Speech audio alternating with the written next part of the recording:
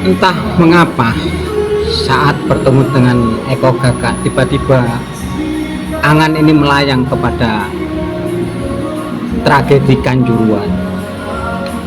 Vonis para terdakwa tragedi Kanjuruhan menyusul peristiwa tersebut yang menewaskan 135 orang di laga sepak bola di Kanjuruhan, Malang, Jatim. Kapolri mengumumkan 6 orang yang dinilai bertanggung jawab atas jatuhnya korban jiwa.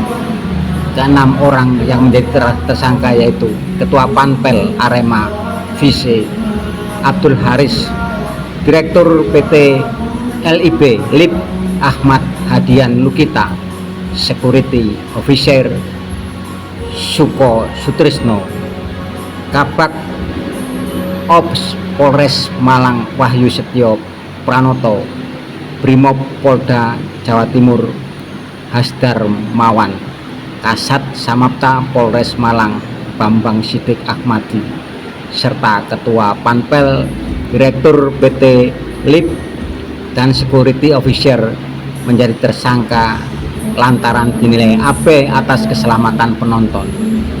Sedangkan 3 polisi yang jadi tersangka karena memerintahkan penembakan gas air mata dalam persidangan.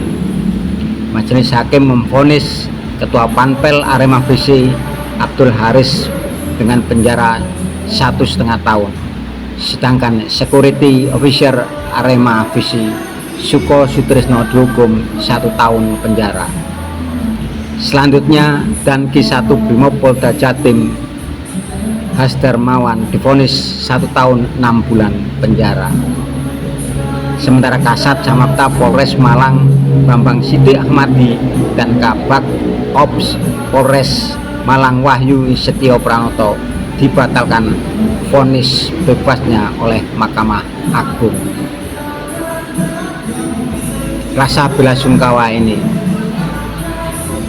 tercermin dari apa yang diucapkan oleh Eko Gagak di pagi ini, Ahad 16 Juni 2024, jelang 2 tahun tragedi Kanjuruhan. Silakan diikuti.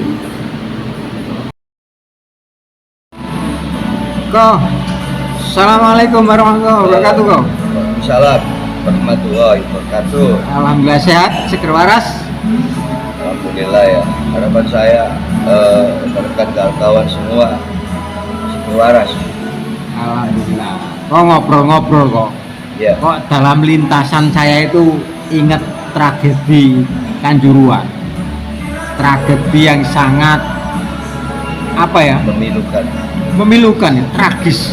135 supporter sepak bola kita di 1 Oktober itu tewas karena gas air mata.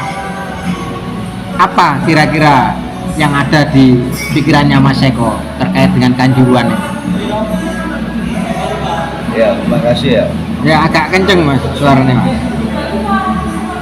Ya kalau bahasanya itu sekarang nggak bahaya. Bila ini karena menyangkut aparat ya, terutama yang saat itu sedang bertugas ya. Jadi sebelum saya bicarakan itu saya dan Mister Pleng juga ikut bela sungkawa ya. Ya tentu kita bela sungkawa ya atas meninggal tragedi 1 Oktober ya, 2022 ya. Jadi peristiwa itu terjadi usai laga ya, bisa dikatakan laga derby Jawa Timur, karena derby itu kan terkait kompetisi prestasi ya, seperti itu. Jadi tanggal 1 Oktober tahun 2022 itu kita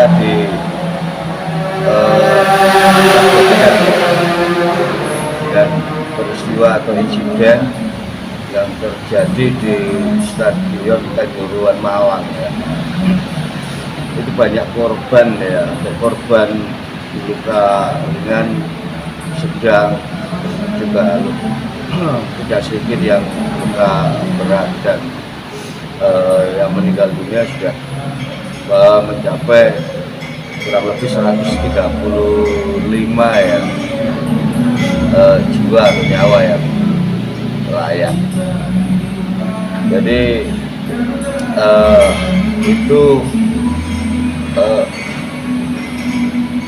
sangat tragis ya, terutama kepada keluarga korban ya, yang ingin menempuh keadilan ya. Kalau siapa yang bertanggung jawab ya, maksudnya harus ada yang bertanggung jawab ya, terlepas apapun atau siapapun ya. Karena negara kita juga negara hukum,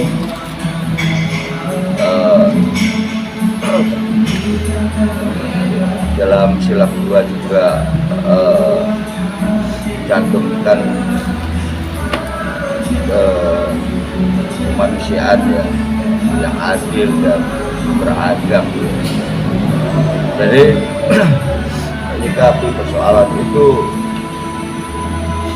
ya bahasanya nggak bahaya, dan sekali lagi seperti itu, karena penembakan gas air mata itu beberapa kali ya, itu dari lapangan, ada yang mengatakan ke tribun ya, hingga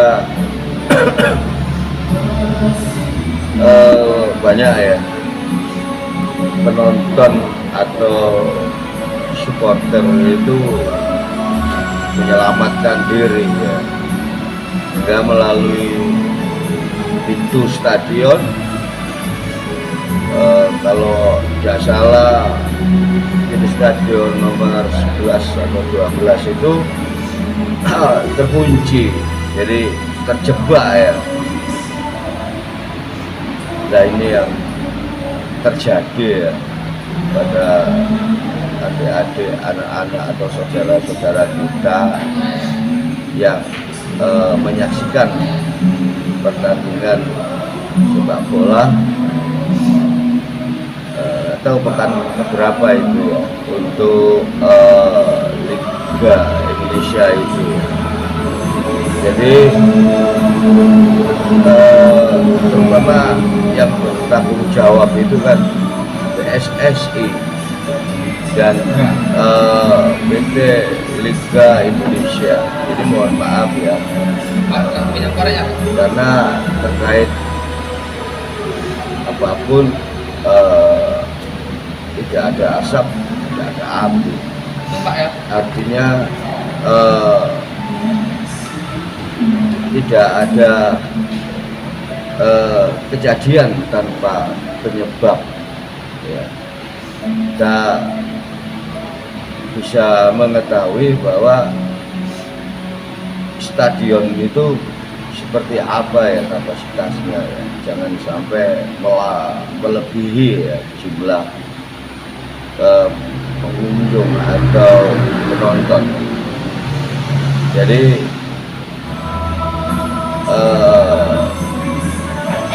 bagaimana cara mengantisipasi agar kekisruhan itu tidak terjadi?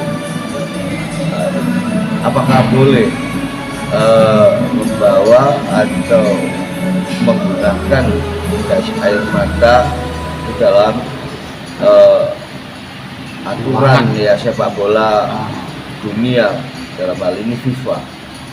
Dan ini yang harus saya katakan ya, agar tidak terkesan ada rencana seperti itu. Jadi mohon maaf ya, karena itu juga menjadi perhatian ya, dan ini presiden buruk ya dalam persepakbolaan di Republik ya Indonesia ini. Dan ini juga merupakan peristiwa yang sangat tragis ya, jadi di kancah internasional nomor 2 ya, karena kita ketahui bersama pada tahun 1964 seingat saya di Stadion Nasional 5 Peru itu juga menewaskan 382 jiwa, dan pada tahun 2022 kemarin terjadi di Republik Indonesia ini dengan menelan korban 135 jiwa atau nyawa yang melayang, belum lagi untuk yang luka ya. Jadi sejauh ini saya mencermati sudah ada tindakan ya, upaya dari pemerintahan ya, untuk memberikan bantuan ya, dari Kementerian Sosial, Kementerian Kesehatan, seperti itu ya. Jadi kalau dikembalikan lagi atas peristiwa itu ya, saya tidak masuk ke dalam substansinya, karena kasus atau masalah atau insiden seperti itu semestinya kan harus akuntabel, transparan ya, dan harus memenuhi keadilan ya. Ya apalagi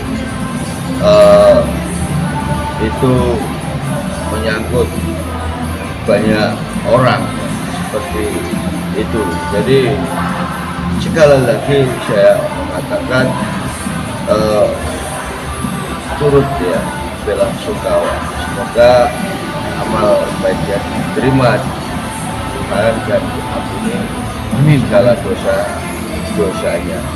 Jadi pada pihak-pihak yang terlibat tidak usahlah insiden peristiwa itu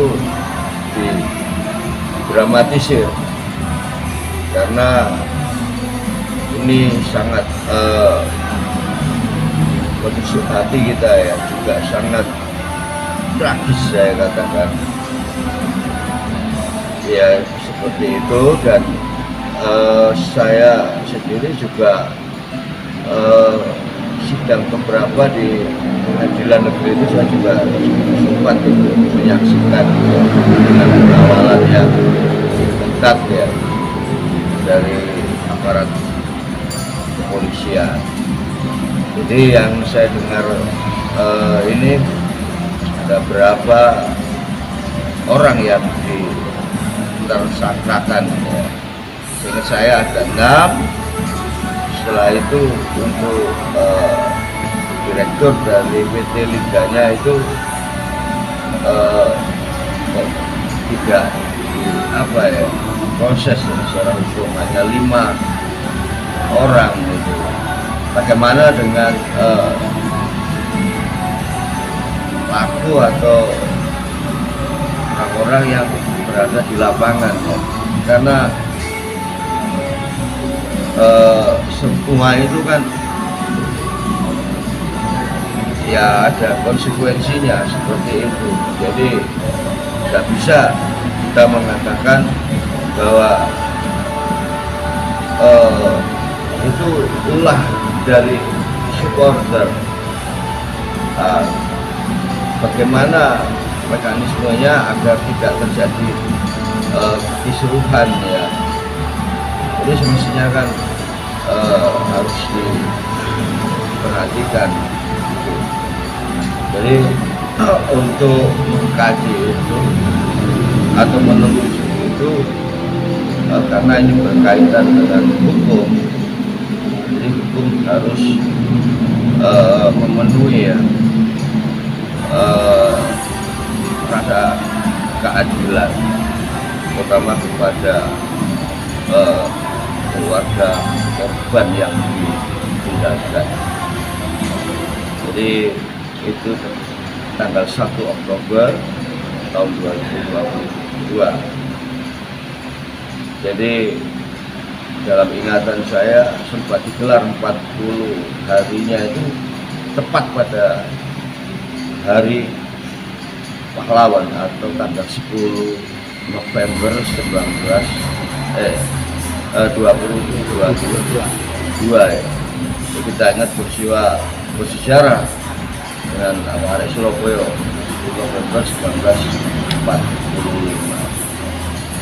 Jadi apakah ini sudah memenuhi keadilan? Apakah hukum ini di supremasinya tegakkan setegak-tegaknya tanpa pandang siapapun? Apalagi dalam peristiwa itu sudah bentuk ya yang diketahui oleh Bapak Mahfud MD ya, selaku Menko Polhukam ya, untuk tim gabungan independen atau investigasi pencari fakta. Ya, hasilnya seperti apa? Ya seperti itu. Jadi saya tidak menyalahkan atau menyebutkan siapapun dan ambil hikmahnya dari peristiwa tersebut ya. Karena kita mengetahui bersama bahwa untuk biaya perawatan atau pengobatan sudah ditanggung ini semua oleh pemerintah ya, dalam hal ini juga ikut bertanggung jawab. Jadi saya mohon maaf, saya katakan tadi siapa yang harus bertanggung jawab, bukan saya menunjukkan ketua umum PSSI pada saat itu, bukan, tapi inilah yang terjadi. Kalau apa yang dilakukan aparat hingga menjadi seperti itu kan semua kembali ke diri kita. Kalau berdasarkan pemicunya siapa ya, semua kan ada tayangan ya, ada CCTV-nya terkait untuk rekonstruksi ya, atau adegan itu bagaimana. Jadi saya sekali lagi tidak terlalu gegabah ya untuk mengurai peristiwa seperti itu, tapi harapan saya jangan sampai terulang kembali, dan kepada korban atau keluarga korban ikhlaskan ya atas kepergian anak kita, adik kita, orang tua kita, dan saudara kita.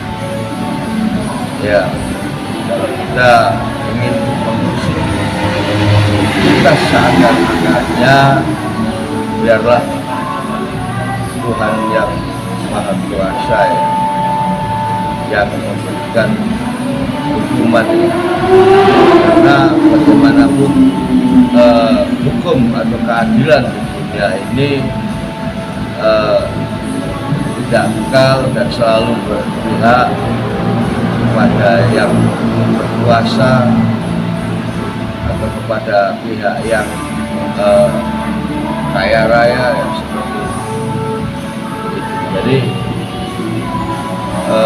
semua didasari dari diri kita, bahwa bagaimana kalau terjadi pada saudara kita. Jadi terima kasih Bang, masih pertanyakan peristiwa yang hampir 2 tahun ini ya, karena itu bulan Oktober, dan bulan Oktober ini kan untuk tahun 2024 ini kan juga untuk pelantikan presiden. Jadi informasi yang saya dengar atau saya ketahui, yang dibebaskan itu ternyata dicabut dan harus dialih hukuman. Itu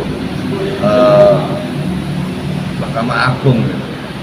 Jadi terus bagaimana hukumannya, kok ringan atau berat lah ya, karena saya mencermati itu untuk unsurnya kan kelalaian ya.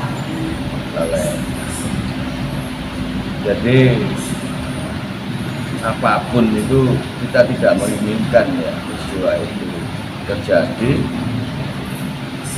dan semua kembali lagi pada untuk apa pertandingan sepak bola itu digelar, demi siapa? Apa untuk prestasi saudara, anak-anak atau adik-adik kita dalam persepak bolaan? Kita ketahui ya, Stadion Kanjuruhan itu juga baru ya, apa sudah memenuhi kelayakan ya, menurut peraturan FIFA. Jadi itu ya, hingga apa ya, peristiwa itu jadi tragis, dan dunia persepak bola nasional itu berduka ya. Jadi ini yang menjadi sorotan. Saya tidak mengatakan siapa yang bersalah, tapi bagaimana langkah kedepannya agar lebih baik. Dan kita ketahui sepak bola ini kan jumlah penggemarnya sangat fenomenal ya, fantastis, sangat banyak, terutama di kalangan anak-anak muda ya. Untuk kadang saya juga heran ya, apa gitu pertandingan sepak bola seperti menjadi idola, padahal situasi dan kondisi bangsa dan negara ini kan seperti kita alami ya, seperti saat ini dengan naiknya biaya hidup apapun ya, dan terutama kebutuhan bahan pokok. Kalau kita berpikir terus sepak bola, bagaimana kehidupan kita, kehidupan orang tua kita, gitu loh. Sepak bola itu apa? Bukan olahraga ya, gitu. Apakah ada olahraga lain yang bisa menyehatkan?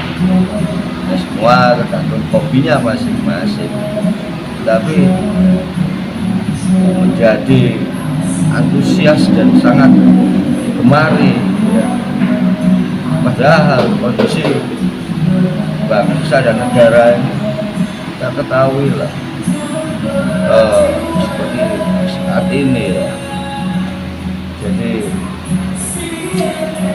saya ulang, biaya hidup juga melambung tinggi, belum lagi untuk biaya-biaya yang lainnya. Marilah kita berpikir ya untuk arah republik ini yang lebih baik. Sudah berapa lama kita menyaksikan pertandingan sepak bola? Kalau saya mengkritisi, sudah berapa orang ya, untuk pemain asing ya, kita kontrak ya, hanya untuk sebuah klub seperti ini, sepak bola. Jadi supporter dan penggemar yang lainnya ini kan introspeksi atas kejadian yang sangat tragis seperti itu yang 2 tahun kurang lebih ya, 2 tahun yang lalu di Juruan. Jadi ada adik ya penggemar sepak bola, janganlah sepak bola dijadikan luapan emosi maupun ekspresi untuk eksistensi, untuk sesuatu yang tidak bermanfaat. Apalagi kita ketahui sudah berapa kali terjadi bentrokan antar supporter. Jadi kepada Ketua Umum PSSI, tapi yang bertanggung jawab ini kan pemerintah dan wakil rakyat, itu bagaimana agar peraturan ini berjalan sebagaimana mestinya, agar kita hidup ini kan juga butuh keadilan seperti itu. Jadi kadang ada kalimat yang mengatakan rakyat kecil kok sulit mencapai atau menempuh keadilan, seperti tajam ke bawah, tumpul ke atas, selalu berulang-ulang ya. Padahal kalau ditinjau dari pelanggaran yang terjadi atas peristiwa atau insiden yang terjadi di Kanjuruhan itu juga Undang-Undang Nomor 39 tahun 1999 ya, untuk Deklarasi Hukuman Terkait Hak Asasi Manusia, Undang pasal 28 ya, hak hidup, hak mempertahankan hidup 1945. Jadi banyak hal yang harus kita pahami. Jadi apalagi yang akan diperbincangkan?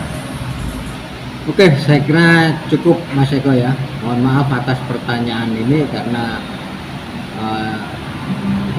nggak tahu kenapa, apa sebabnya tiba-tiba terlintas tragedi Kanjuruhan. Oke, terima kasih Mas Eko. Ya, selamat beristirahat. Ya, kalau bahasanya nggak bahaya, tapi yang kita harapkan jangan sampai peristiwa itu berulang lagi, dan sekali lagi kita ikut belasungkawa atas kejadian tersebut ya. Jadi ikhlaskanlah. Jadi semua kembalikan kepada Tuhan yang Maha Esa. Oke, assalamualaikum warahmatullahi wabarakatuh. Wassalamualaikum warahmatullahi wabarakatuh.